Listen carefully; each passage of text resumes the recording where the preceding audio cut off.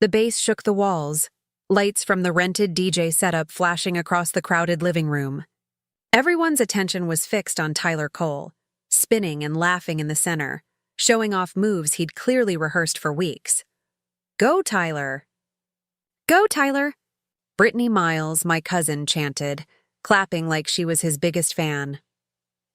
Before we begin, drop a comment and tell us where are you from and from which city you're watching our videos. And after watching the whole video, don't forget to tell us, what would you do in this situation? Be honest, tell me in the comments below. We read every comment. Let's begin. I stood in the kitchen, wrist deep in soap suds, scrubbing plates that had been left behind by the very people cheering for him. The smell of barbecue grease and sticky soda clung to my skin, my hands raw from the scalding water.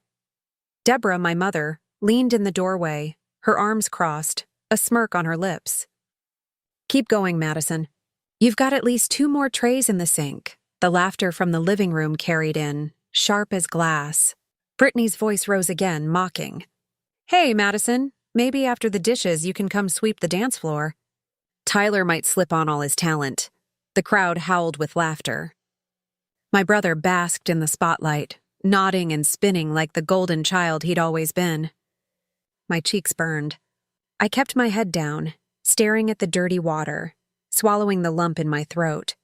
I wanted to scream. I wanted to throw down the sponge and ask why I was always the servant while Tyler got the applause. But I knew what would happen if I spoke up. Deborah's icy glare, the mocking stares, the dismissal, so I said nothing. My lips pressed into a thin line. The clatter of silverware in the sink was swallowed by the next track booming from the speakers. Tyler raised his hands like a star, bowing as the crowd chanted louder. "Madison," Deborah's voice cut like a whip, "don't just stand there daydreaming. Those glasses aren't going to scrub themselves," I muttered. "Yes, Mom," my voice barely audible over the music. Then, the sound that changed everything, the front door opening. The hinges groaned, followed by the solid thud of heavy footsteps. The energy in the room shifted instantly. The clapping faltered. Conversations trailed off. Even the music seemed smaller. Henry Cole, our grandfather, stepped into the living room. 81 years old, but commanding more presence than anyone else alive. His posture straight despite the cane tapping rhythmically against the wood floor. His sharp gray eyes swept the room. He took in the sight. Tyler surrounded by fans. Deborah with her smug expression and me in the kitchen, my hands dripping with soapy water. His jaw tightened. "What's happening here?" His voice wasn't loud, but it carried through every corner like steel grinding against stone. No one spoke. Brittany shifted uncomfortably, her drink trembling in her hand. Tyler forced a laugh. "Grandpa, we were just having fun. Madison wanted to help with the cleanup, that's all." "That's all?" Henry's gaze cut through him, then landed on Deborah. "Your daughter is in there scrubbing plates while your son plays king?" Deborah's smile faltered.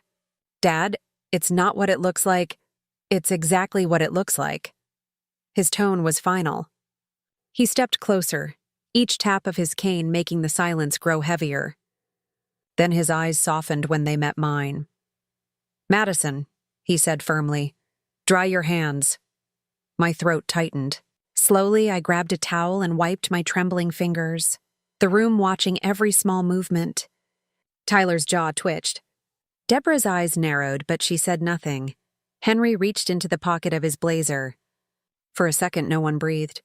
Then the glint of metal appeared in his hand, a set of heavy keys, polished and unmistakably important. He walked right up to me, ignoring the stares, and pressed the keys into my palm. His hand closed firmly around mine. "This house," Henry said, his voice ringing with authority, "belongs to Madison. Starting tonight, every single one of you answers to her." The silence that followed was deafening. The music still played faintly in the background, but no one moved, no one spoke. Tyler's face went pale, his mouth opening then shutting like he couldn't find words. Brittany gasped, her drink nearly spilling. Deborah's face drained of color, her lips parting in disbelief. The cool weight of the keys sank into my skin. For the first time in my life, the power was mine. I raised my eyes, meeting every shocked stare in the room. My chest no longer felt hollow. The shame was gone, and I knew everything had just changed. The keys felt heavier in my hand than any dish I'd scrubbed that night. For a moment, no one moved. The partygoers, once roaring with laughter, now stood frozen like mannequins. The bass thumped faintly in the background, but the life had been sucked out of the room. Tyler was the first to break. He stepped forward, his sneakers squeaking against the floor. "This has to be some kind of joke." His voice cracked with disbelief. "Grandpa, you can't just hand her the house. I'm the one who deserves it. I've been—" "Enough." Henry's tone slammed through the air. "Deserve? You prance around the living room like a show pony while your sister works in the shadows. And you call that deserving?" Tyler's face reddened. His fists clenched, though his voice wavered. "You don't understand, Grandpa. Everyone loves me.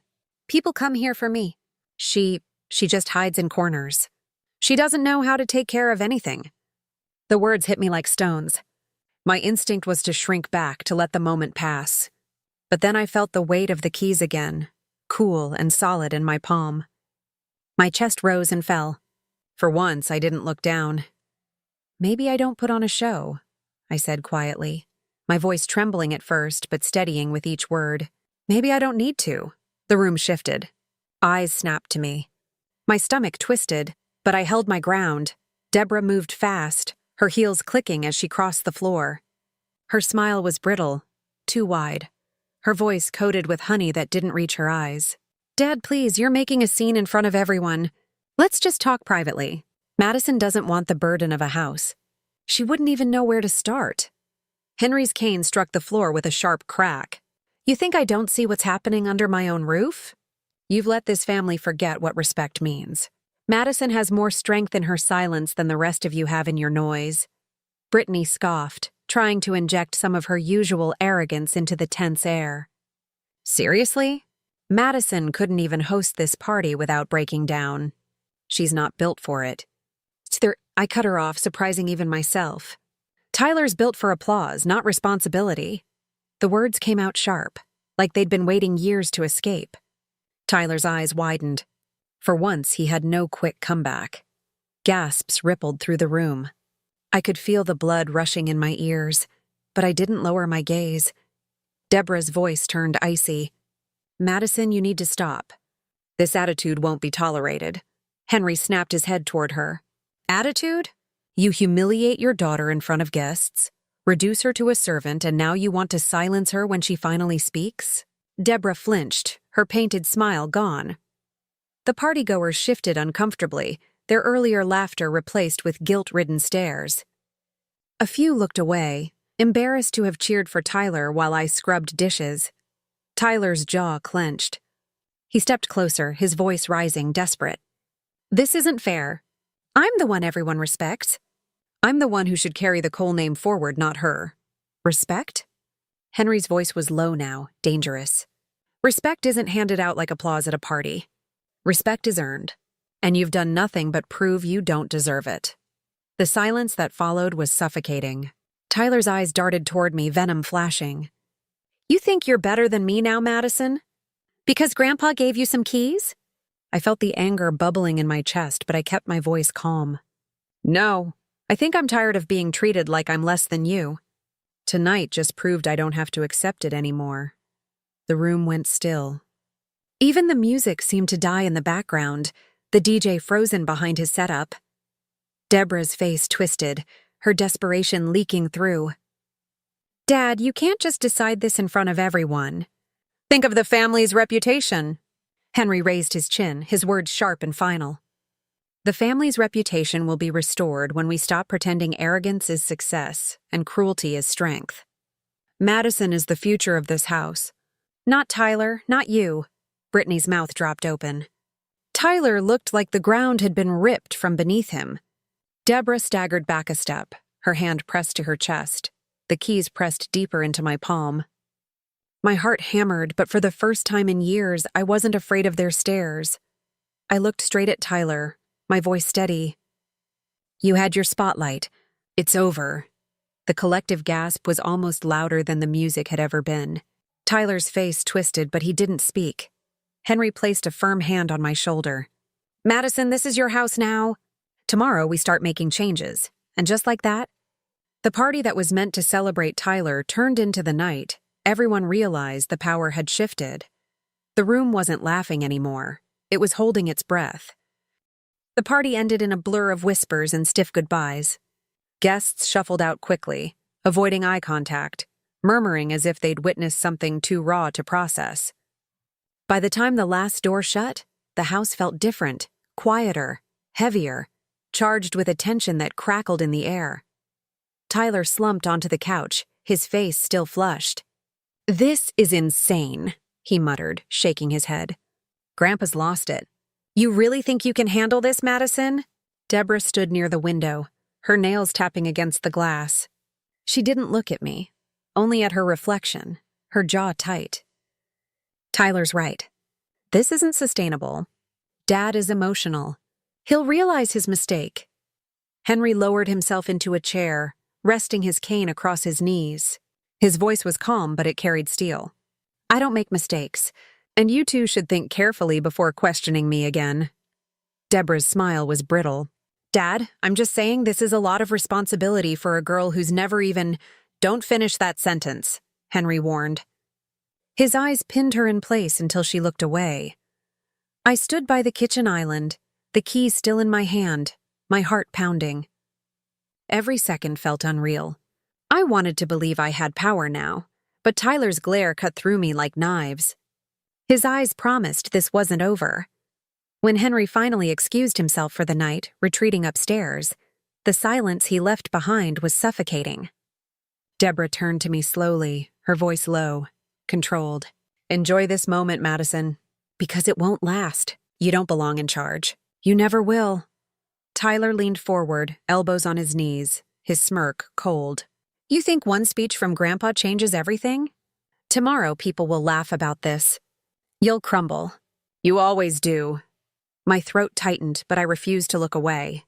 I clutched the keys so hard they dug into my palm. "Maybe I've crumbled before," I said, my voice steady, "but not anymore." I walked past them without waiting for their response, heading to my room. For the first time, I locked my door, not because I was afraid, but because I wanted to feel what it was like to hold a boundary. The next morning, sunlight streamed through the windows, too bright for a house that felt divided. I came downstairs early, the keys clipped to my jeans, my head buzzing with nerves. Deborah was already at the table with her coffee, scrolling on her phone. She didn't look up when she spoke. "I've booked a meeting with a realtor. We're going to fix this mess before your grandfather gets carried away." My stomach clenched. "You can't sell the house. It's not yours anymore." She finally looked at me, her smile sharp. "Sweetheart, you really think a piece of paper makes you stronger than me? I've run this home for years. You don't even know what bills are due." Before I could answer, Henry entered, cane tapping, his expression hard. "Deborah, cancel that meeting, today." Her face froze, the color draining. "Dad, don't argue with me. The deed has already been transferred. This house is Madison's. You will respect it, or you can leave." Tyler came bounding down the stairs, his voice rising. "This is ridiculous. You can't just hand everything to her. She doesn't deserve it." Henry's gaze was unwavering. "Deserve? Madison has carried the weight of this family quietly for years while you basked in praise. If you don't like my decision, Tyler, there's the door." Tyler's face twisted, but he didn't move. He looked at me instead, his glare burning. "Don't get comfortable. You won't last a week." My chest tightened, but I forced myself to meet his eyes. "We'll see." The day dragged, tension lurking in every corner. Brittany texted me, her message dripping with sarcasm. "So, queen of the house now. Hope you know how to scrub more than dishes." I almost deleted it without replying, but instead I typed back, "Funny. I don't remember you being invited back." Hitting send felt like stepping into a new version of myself. By evening, Deborah and Tyler had huddled in the den, whispering in low tones. I passed by once, catching fragments. Lawyer, challenge, Grandpa's mind isn't stable. My stomach dropped. but I kept walking.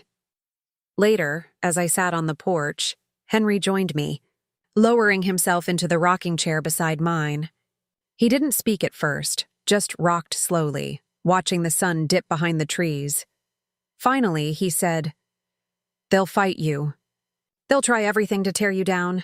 But Madison," he turned to me, his eyes sharp even in the fading light, "don't forget why I chose you. You know pain.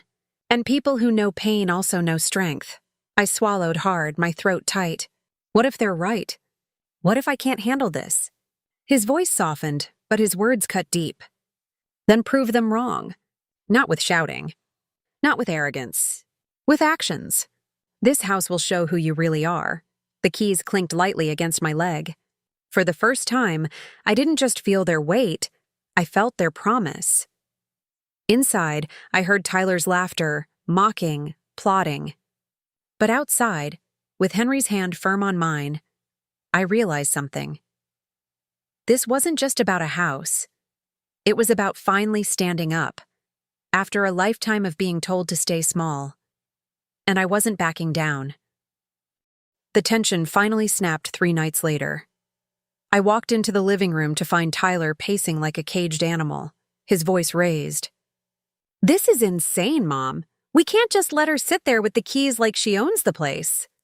Deborah's tone was sharp, controlled. "I've already spoken with an attorney. If we prove your grandfather was pressured, the deed transfer won't hold. Madison doesn't have the capacity to run this household." Her words sliced through me, but before I could speak, Henry appeared in the doorway. He leaned on his cane, his presence instantly silencing them. "Is that what you think, Deborah? That I've lost my mind?" Deborah's face drained. "Dad, I didn't mean—" "You meant every word," Henry said coldly. "And it disgusts me." Tyler crossed his arms, glaring at me like I was the problem. "This isn't fair. She didn't earn it." My pulse hammered, but I held my ground. "You want to talk about earning, Tyler? I've done every chore in this house while you danced for applause. I've been invisible while you played the favorite. I didn't ask for this. Grandpa gave it to me because he saw what you refused to." Tyler sneered. "And what's that?" "That strength doesn't come from being loud," I shot back. "It comes from surviving being ignored." The room went still. Even Deborah faltered, her mouth parting, but no sound coming out. Henry stepped forward, his cane striking the floor with authority. "Madison is the heir to this house. That decision is final. If either of you cannot live with that truth, you are free to leave under your own power." Tyler's face twisted. For a second, I thought he might explode. Instead, he turned on his heel and stormed upstairs, slamming his door so hard the walls rattled. Deborah stayed frozen, her hands trembling around her phone. For once, she had no clever remark, no cutting words. Henry looked at me, his expression softening. "Don't let their bitterness poison you. Hold steady. This house needs a new kind of leader." I nodded, my throat tight. "I won't let you down." That night, as I walked through the halls, the house didn't feel suffocating anymore. It felt alive, like it had been waiting for me to claim it. Every framed photo, every creak in the floorboards, it all belonged to me now. The next morning, I made my first decision. I gathered everyone still under that roof, Henry, Deborah, Tyler, and stood in the living room where the humiliation had started. My palms were sweaty, but my voice didn't shake. This house will no longer be a stage for favoritism or cruelty. Things are going to change. Chores, bills, responsibilities, they'll be shared fairly. If you don't like that, you know where the door is. Deborah's lips pressed tight, but she didn't argue. Tyler stared at me, rage simmering, but even he didn't speak. For the first time, I wasn't the one lowering my eyes. I was the one setting the rules. The house keys still rest in my pocket every day. Not as a prize, but as a reminder. A reminder that silence isn't weakness, that endurance builds a different kind of strength, and that no one can erase your worth if you refuse to let them.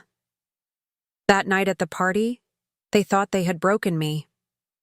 Instead, it was the night everything changed, and the silence that followed my grandfather's words, it still echoes.